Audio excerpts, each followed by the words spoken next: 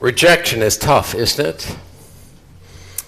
It's one of the hardest parts of being a priest for me. The trickiest part of which for me is that I have many faults worthy of rejection. It could be the fault.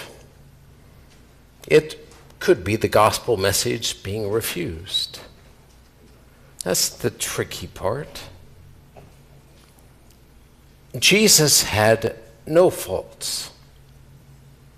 To clash with him, to reject him, always spoke to the deficiency of the other person. They misunderstood him, resisted him, were indifferent to him. The fault was theirs. When they disagreed with his teachings and returned to their former way of life, they were at odds with something that mattered.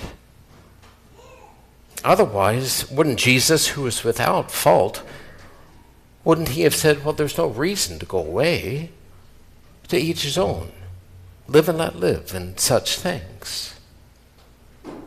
But he didn't, did he?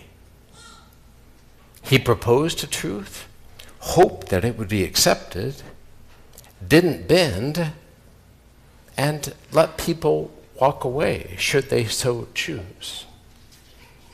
What Jesus said and did must have mattered.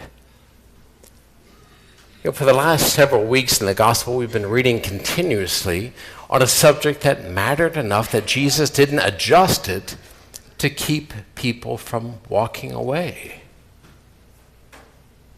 There is regular bread, which you need to live, but that bread will not satisfy. You will still die. The human heart needs something more because it is something more.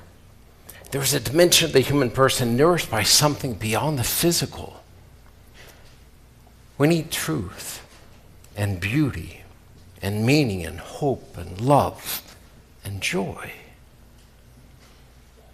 And we desire these things to last not just for a little while, but perpetually, indefinitely, forever. Take such immaterial things away, reduce them to lasting for a while, and life just doesn't feel quite worth living. I am that bread, that nourishment, Jesus says. Unless you eat my flesh and drink my blood, you do not have life in you. Flesh and blood, like with us, it means a person, a life given in love, raised for the dead in love. Unless your life is nourished by me, he says, what you have is not life, but a parody. Friends, the great crisis of our time is not that we think too much of ourselves, but too little. As though material things and temporal well-being is all there is to hope for.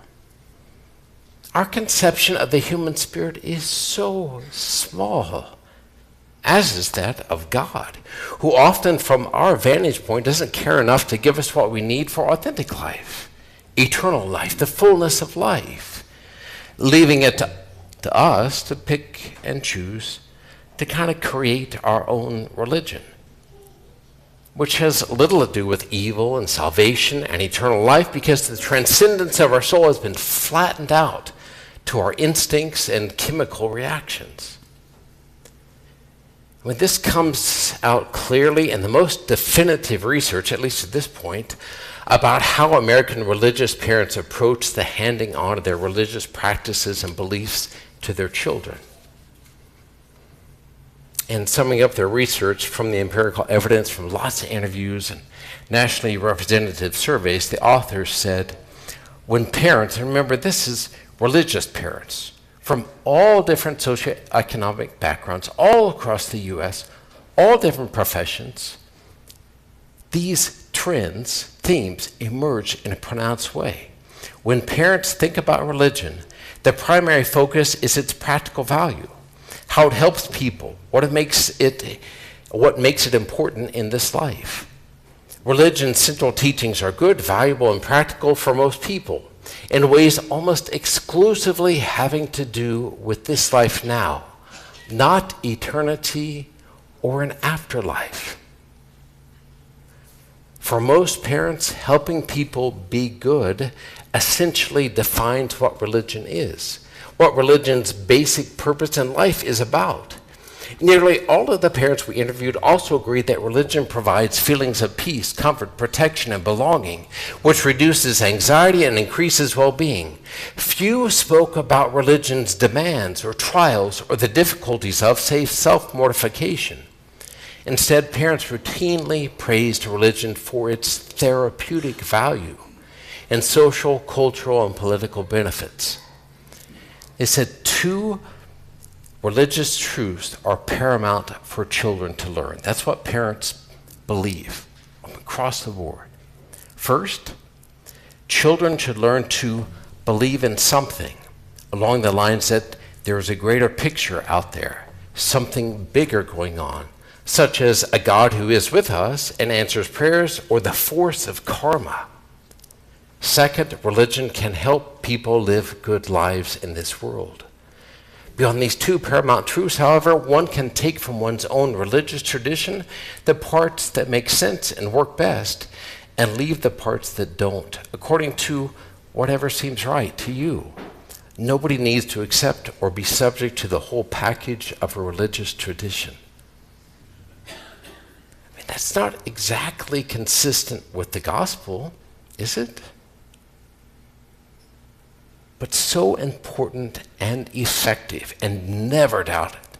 This research demonstrates there is no one more important in the lives of your children than you, parents.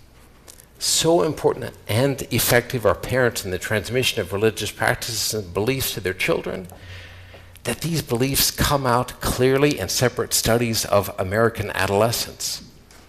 For the vast majority of American adolescents, vaguely believe in a God or a power somewhere out there who doesn't have much to do with us or make demands on us, but who we can call upon and feel better about ourselves as we try to be the best version of ourselves. You know, with such religious formation, it's little wonder that the median age that a person disaffiliates with the Catholic Church is 13 years old. Why do I need it? They're bound to ask. Jesus Christ has the words of eternal life. Even if sometimes this means rejection, let them shape your hopes and aspirations, your entire life, so that your life reflects the truth of our humanity and our God to a society searching for something more.